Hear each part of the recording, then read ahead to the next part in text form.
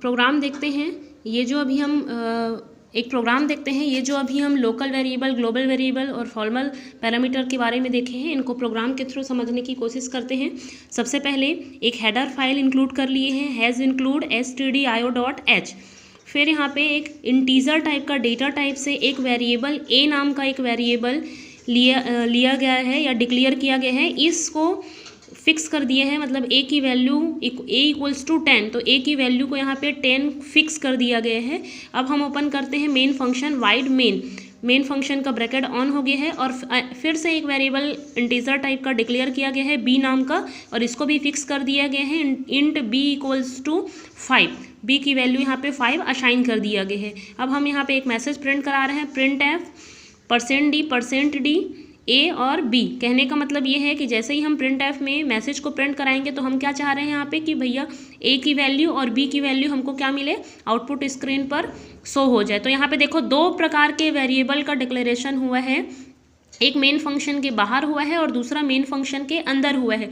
तो अभी मैं बताई कि ऐसे वेरिएबल का डिक्लेरेशन जो मेन फंक्शन के अंदर होते हैं और उनका यूज़ केवल मेन फंक्शन में ही या विद इन अ फंक्शन या with in a block use किया जाता है, तो ऐसे वेरिएबल को हम वेरिएबल कहलाते हैं लोकल वेरिएबल। और ऐसे वेरिएबल जो outside of a main function declare किए जाते हैं जबकि उनका यूज़ मेन फंक्शन के अंदर किया जाता है, तो इस प्रकार के वेरिएबल्स कहलाते हैं ग्लोबल वेरिएबल्स। तो यहाँ पे दो प्रकार के वेरिएबल्स का डिक्लेरेशन हुआ है, एक मेन फंक्शन के बाहर, दूसरा मेन फंक्शन के अंदर।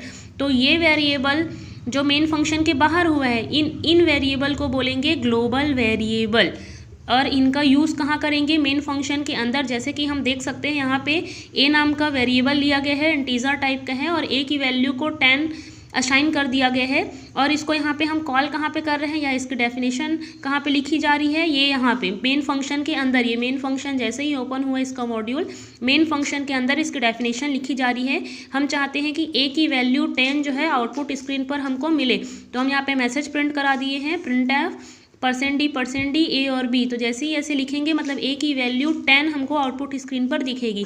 तो मेन फंक्शन के बाहर इस प्रकार के वेरिएबल का डिक्लेरेशन या इस प्रकार के वेरिएबल को ही हम क्या बोलते हैं, ग्लोबल वेरिएबल। सेकंड वेरिएबल जो है, वेरिएबल का डिक्लेरेशन मेन फंक्शन के अंदर किया गया है, इंटीजर टाइप का डेटा टाइप लिया गया है, बी नाम का वेरिएबल है और बी की वैल्यू को 5 असाइन कर दिया गया है।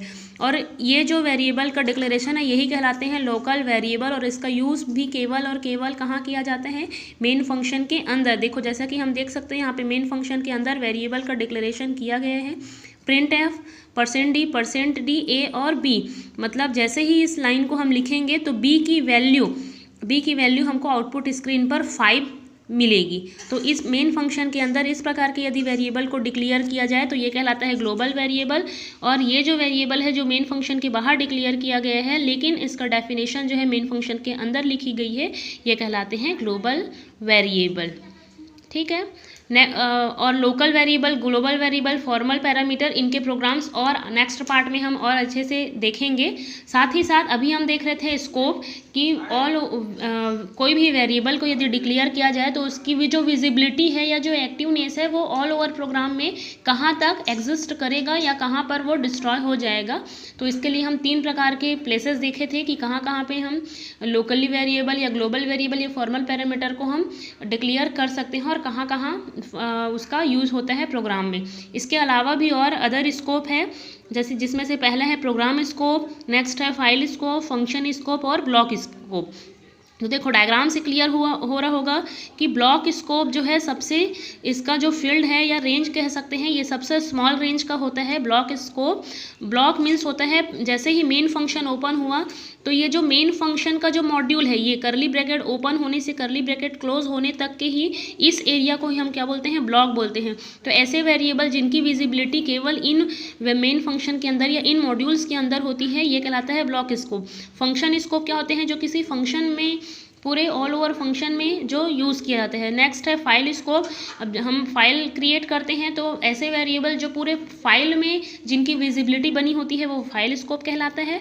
और नेक्स्ट है प्रोग्राम स्कोप। तो जिनकी ऐसे वेरिएबल जिनकी विजिबिलिटी ऑल ओवर प्रोग्राम में बनी रहती है वो कहलाती है प्रोग्राम स्कोप। तो डायग्राम से क्लियर हो रहा होगा कि किसका रेंज कैसा है। सबसे स्मॉल रेंज का है ब्लॉक स्कोप, इससे मैक्सिमम रेंज का है फंक्शन, इससे मैक्सिमम है फाइल स्कोप और लास्ट है इसका प्रोग्राम स्कोप, और सब एक दूसरे में मतलब प्रोग्राम स्कोप जो है इसका रेंज सबसे बड़ा होता है, बाकी सब स्कोप जो है इनके अंदर ही कंटेन होते हैं।